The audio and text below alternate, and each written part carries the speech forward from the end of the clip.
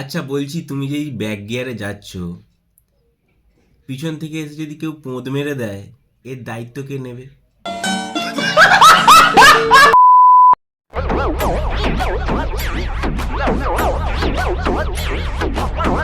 ডান্সটা দেখলে তো ভালো লেগেছে।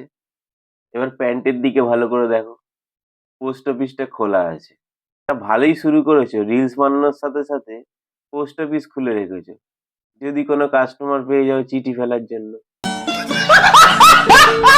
একই পুঁজিতে ডবল বিজনেস, কি জ্বালা।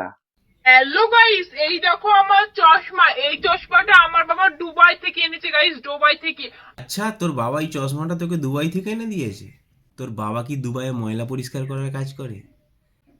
না, দেখে মনে হচ্ছে এগুলো ডাস্টবিন থেকে কুড়িয়ে এনে দিয়েছে। হ্যালো গাইস, আজকে আমি যাবো আমার 13 নম্বর বয়ফ্রেন্ডের সঙ্গে দেখা করতে ফার্স্ট টাইম। আর কালকে আমার 12 নম্বর বয়ফ্রেন্ডের সঙ্গে আমার ব্রেকআপ হয়ে গেছে। কি বলছিস? এই বয়সে 12 জনকে টপকে দিলি? 13 নম্বরে পা দিলি? মানে এতদিন তুই 12 ভাতারি ছিলিস, আজ থেকে তুই 13 ভাতারি হলি। আচ্ছা, এই যে তুই 12 জনের সাথে প্রেম করেছিস, 12 জনই কি তোকে দিয়েছে?